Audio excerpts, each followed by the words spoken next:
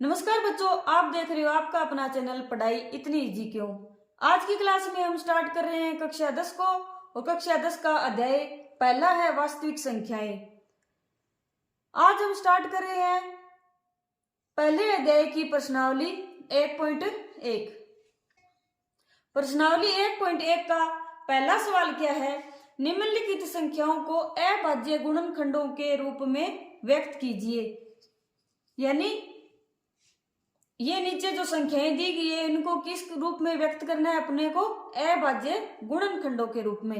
अभाज्य मतलब जिनको और अधिक विभाजित नहीं किया जा सकता, यानी इनको उन गुणनखंडों के रूप में व्यक्त करना है जिसको आगे और विभाजित नहीं कर सकते। सबसे पहले देखते हैं हम पहला प्रश्न कि क्या दे रखा है? 140। अभाज्य गुणनखंड कैसे निकालते हैं? सबसे पहले तो ऐसा निशान बनाओ। अब देखो 140 में सबसे छोटी संख्या कौन सी है जिसका भाग देंगे? सबसे पहले जाएगा 2 का। यहां पर कितना आएगा? फिर 140 में 2 का भाग देंगे, कितना आएगा? 70। फिर 70 में फिर से किसका जाएगा? 2 का जाएगा। 70 में 2 का भाग जाएगा, कितना आएगा? 35। अब 35 में क्या 2 का जाएगा? नहीं जाएगा। 35 में किसका जाएगा? फिर 3 का भी नहीं जाएगा, 4 का नहीं जाएगा, और फिर किसका जाएगा? 5 का। 5 का भाग देंगे, कितना आएगा? 7।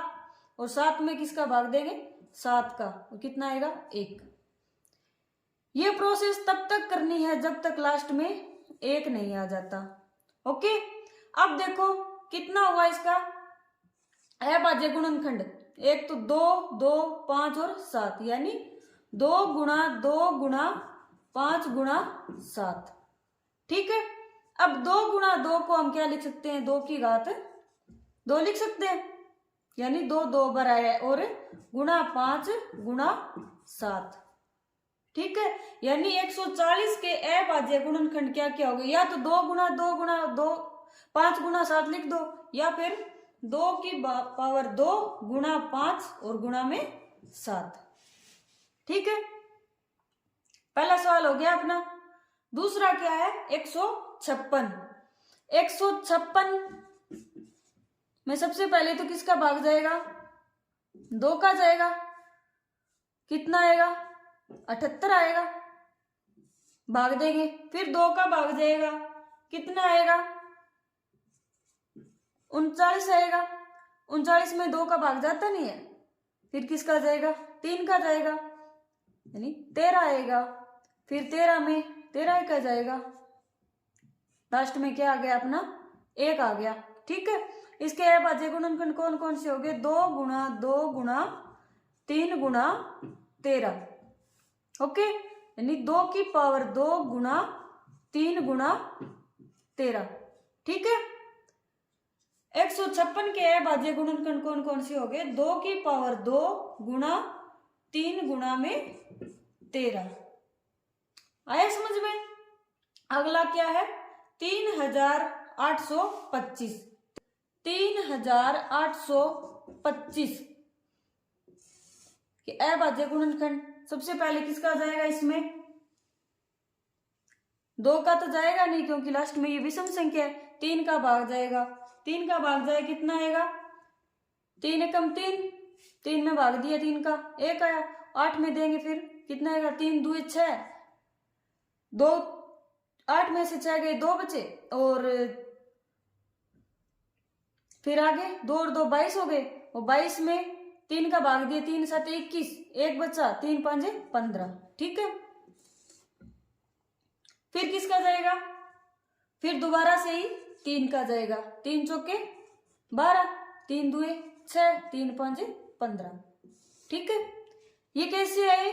ये 1275 के अंदर 3 का भाग दिया है, यहां पर करके देख लो। ठीक है, 1275 में 3 का भाग देंगे, 3 चौके 12। ठीक है, 7 उतारा, 3 2 6।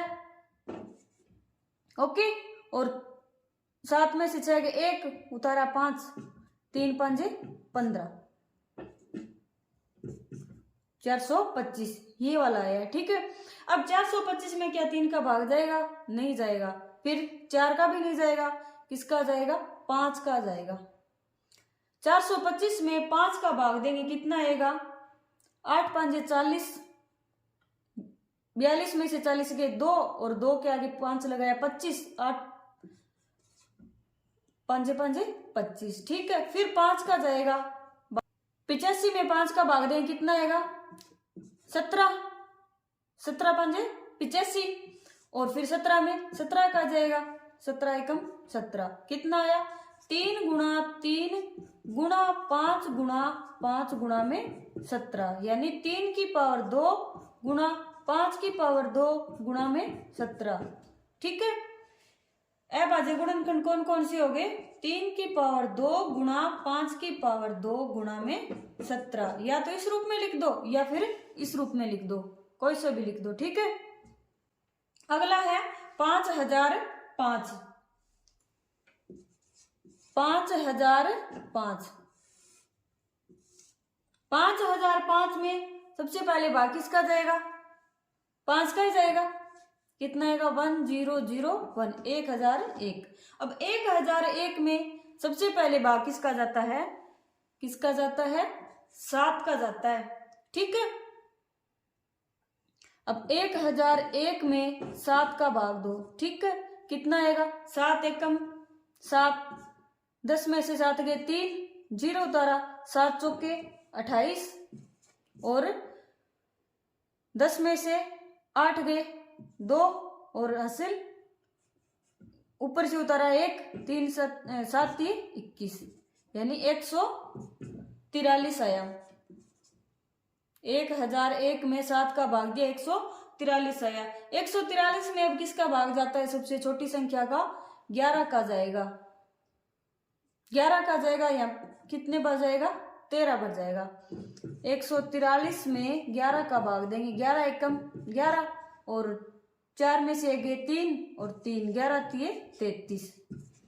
ठीक है, अब 13 में 13 का ही जाएगा 1, यानी कौन कौन सी होगी? अभाज्य गुणनखंड 5 गुणा 7 गुणा 11 गुणा 13।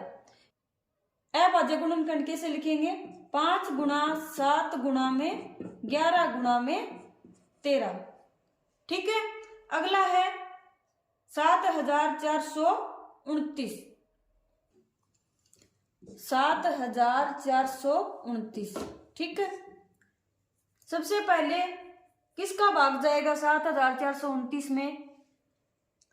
सबसे छोटी से छोटी संख्या क्या होती है?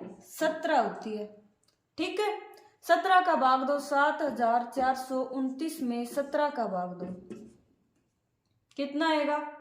17 का पाड़ा पढ़ो। 17 एकम 17, 17 2 34, 17 3 51, 17 चौके 68, 17 5 85 ज्यादा हो जाता है तो 17 चौके 68। ठीक है, 4 में से 8 जाता नहीं, इधर से असली 14 में से 8 ये कितने बचे? 6, फिर 2, फिर 17 का पाड़ा दोबारा पढ़ो। 17 3 51, 2 में से 1 गए 1 और 6 में से 5 गए फिर 1 और फिर ऊपर से 9 उतार लिया और 17 7 कितना होता है? 119। ठीक है, यहाँ पर कितना आ गया? 4 3 7। ओके, अब 437 में सबसे छोटी संख्या का भाग किसका जाएगा? किसका जाएगा? 19 का जाएगा। और 19 का भाग 437 में देंगे तो कितना आएगा? 23 आएगा। चाहे करके देख लो, आप रफ कॉपी में करके देख लेना। 23 में भाग देंगे कितना आएगा? 1 आएगा। यानी इनके अभाज्य गुणनखंड कौन कौन से हो गए? एक तो 17 हो गया, एक 19 हो गया और एक 23 हो गया। 17 गुणा 19 गुणा 23, इसके क्या क्या हो गए? अभाज्य गुणनखंड हो गए। ठीक है, आया समझ में?